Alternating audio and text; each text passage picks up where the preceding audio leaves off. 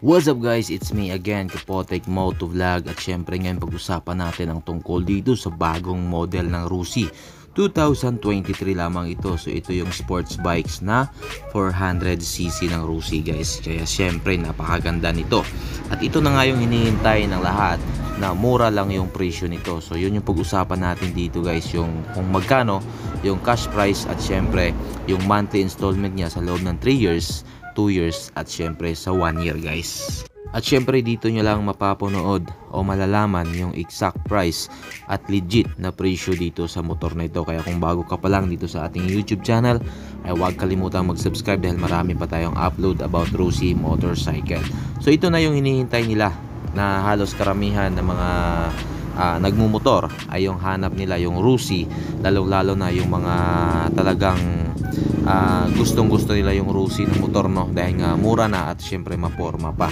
So magkano nga ba yung presyo nito? So yan yung pag-usapan natin ngayon, at kung magkano yung monthly niya sa loob ng 3 years, no? So napakaganda ng motor na ito guys. So unang lumabas dito yung Cyclone 400cc na yung parang classic, no, motor, no. So marami ding mga kumukuha nito. So itong motor na ito, nga 400cc na sports bike, ay limited lang ito guys. Meron lang silang 5 unit na kinuha, kaya paunahan lang ito. Kaya kung bago ka pa lang dito sa mga Rusi ay pwede kang pumunta doon sa mga stores nila, at kung gusto mo ng cash talaga ay makipag-ugnayan na, dahil baka maunahan ka pa dito. So makikita nyo naman yung motor na ito ay napaka-porma talaga, napakaganda.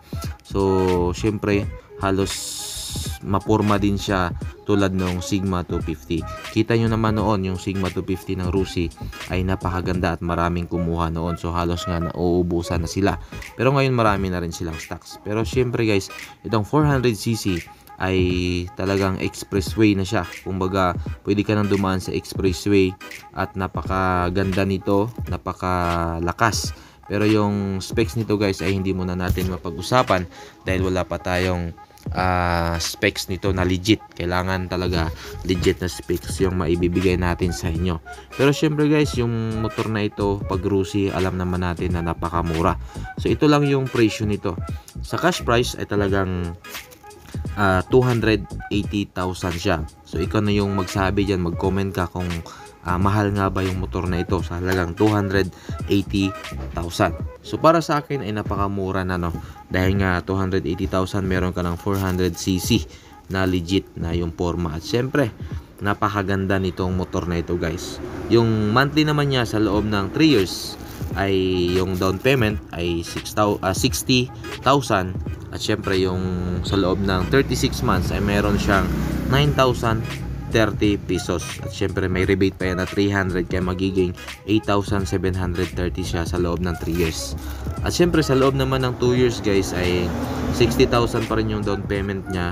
At meron siyang monthly na 12,235. At syempre may rebate pa rin na 300 pesos, kaya magiging 11,935.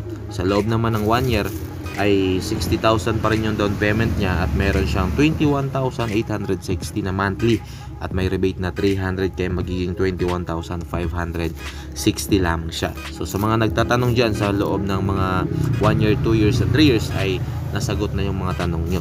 So ngayon, itong motor na ito guys ay sabi ko nga sa inyo ay 5 piraso lamang ito. Pwede kayong pumunta sa Rusi at magpa-reserve. At syempre kung gusto niyo ng mag-cash, baka meron na silang available na unit sa mga mapupuntahan yung stores. Napakaganda ng Rusi nito guys. So sa mga ilang araw lang mag-upload tayo dito ng mga specs niya. Kaya kung bago ka pa lang dito sa ating YouTube channel, huwag kalimutang mag-subscribe dahil marami pa tayong upload about Rusi motorcycle.